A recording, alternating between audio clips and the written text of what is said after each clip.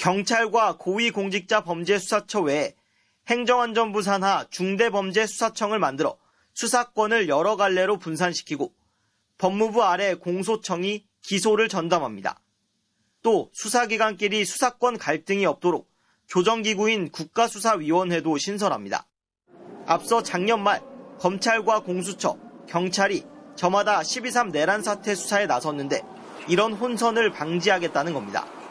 검찰개혁은 이 대통령의 공약이기도 한데 법안도 새 정부 출범 일주일 만에 나왔습니다.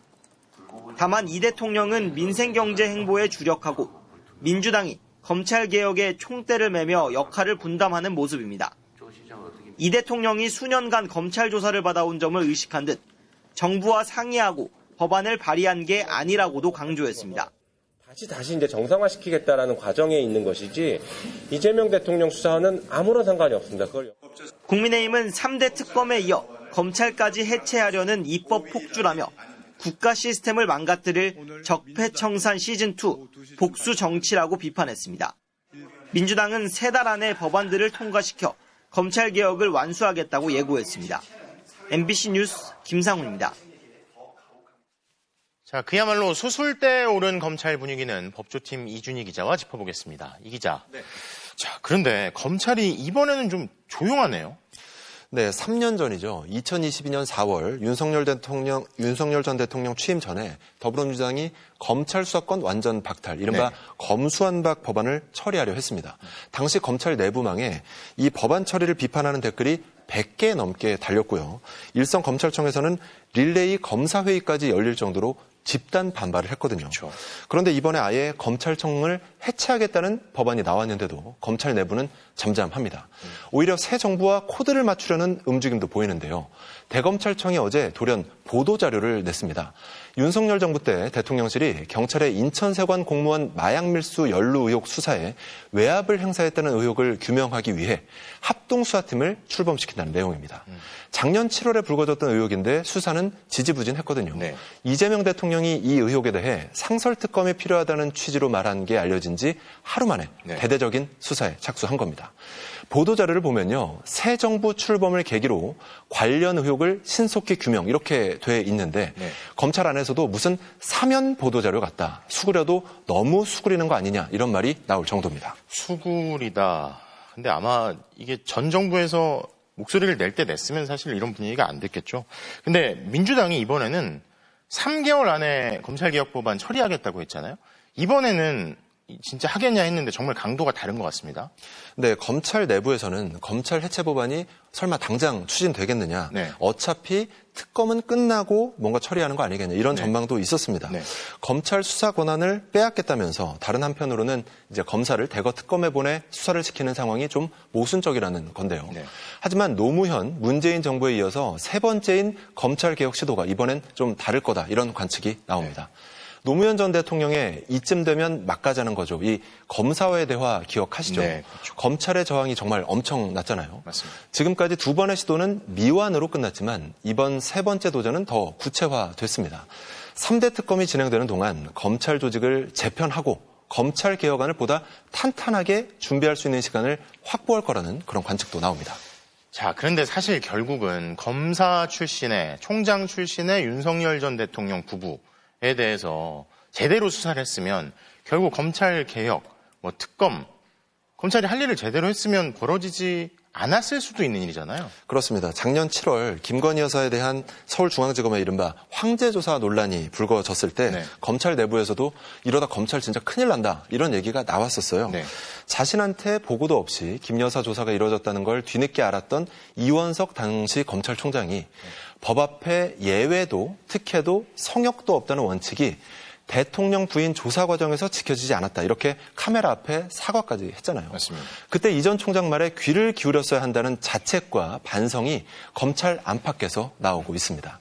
결국 검찰이 윤석열 전 대통령 부부 앞에서 제 역할을 하지 못한 그 대가가 정권 교체와 함께 부메랑처럼 검찰로 되돌아오고 있다고 봐야 할 것 같습니다. 부메랑처럼 되돌아오고 있다. 자, 법조팀 이준희 기자 잘 들었습니다. 오늘 국회에선 극우 성향단체 리박스쿨을 놓고 질타가 쏟아졌습니다.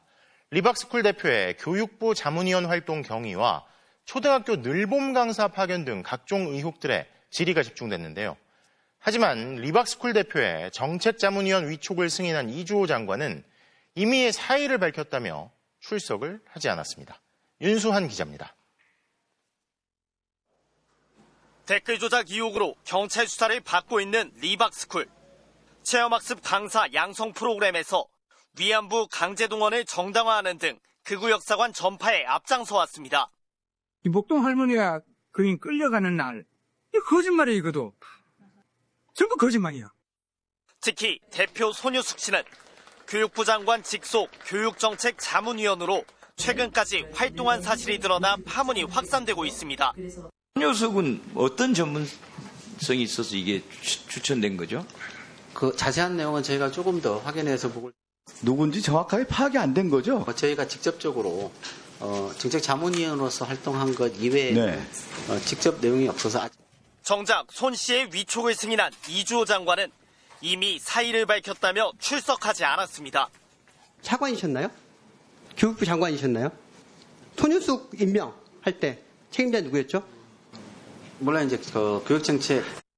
교육부는 손 씨의 위촉 경위를 얼버무리면서도 추천자인 정책자문관과 이 장관 모두 개인적인 인연은 없는 것으로 확인됐다고 설명했습니다.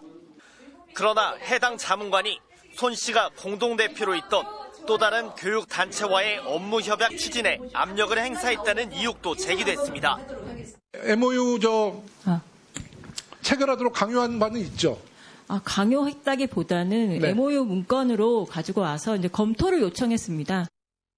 교육부는 손 대표가 한국늘봄 교육연합회 명의로 강사를 보낸 서울 초등학교 10곳을 조사한 결과 지금까지 별 문제는 없었다고 밝혔습니다. 다만 온라인으로 학부모 의견을 듣는 등 이달 말까지 추가 점검을 진행하고 다른 학교들에 대해서도 리박스쿨과의 관련성을 전수조사할 방침이라고 덧붙였습니다.